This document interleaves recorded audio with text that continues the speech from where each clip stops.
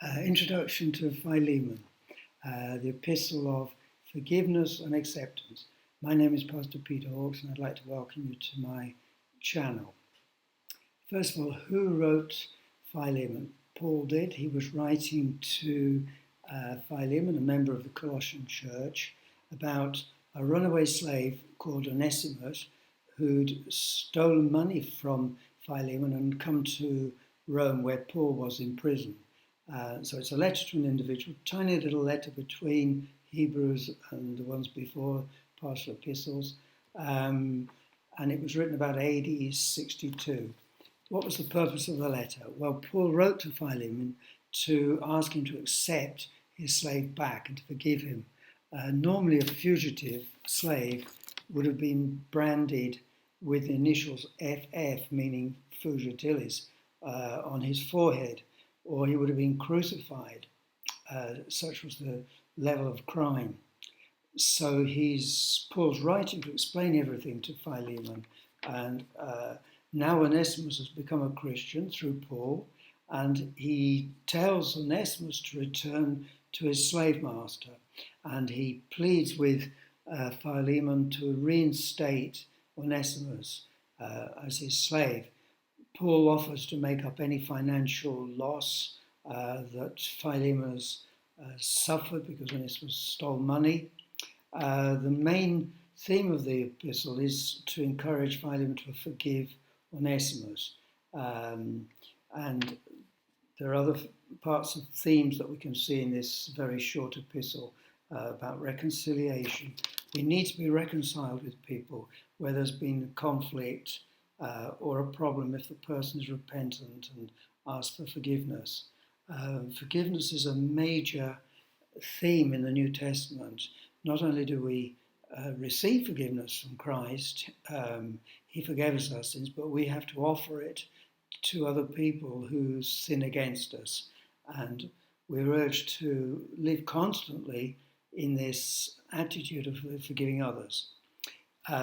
And instead of telling Philemon what to do as a command, as he might have done because he was an apostle, Paul encourages him, he urges him, he exhorts him as a friend in order to get his purpose. So we can see in that people that are manipulative or bossy or commanding aren't on the right track there. It's not as if we're in a business where we're employees. We do things out of goodwill in the church, and we need people to win us over in order to do things. If they want us to do things, then we have to do the same to encourage people to be kind to them. There's also a theme that the gospel transforms.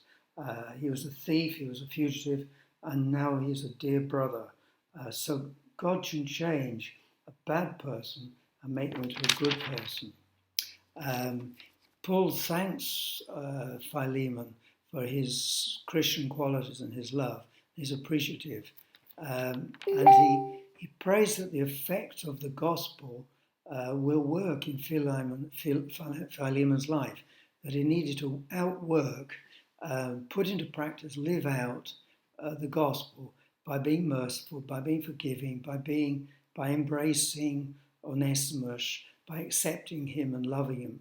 Onesimus is now a dear brother, not just a slave that's coming back. And that's something that's very relevant for all of us, that we need to really work out the gospel in our lives, not just go to church, read the scriptures, pray, but there has to be an outworking in Christian behaviour. And this little epistle is a prime example of that. Another thing which we can learn from Philemon is that we all come from different backgrounds, different races, sex, age, nationality. In our past life, before we became Christians, some of us were thieves or unbelievers or proud, rebellious, atheists or immoral, living terrible lives. But God forgives us. He gives us a new chance. He cleans us out, and we're now part of a family of brethren where we should be accepted and loved and embraced, no matter what we've done in the past, no matter what our personality is, no matter what's happened to us. We're loved by God and we're to love one another. That's the church, an organism, not just an organization with roles and ministries and so on, but primarily a family of people that love each other. And that's the book of Philemon. Thank you.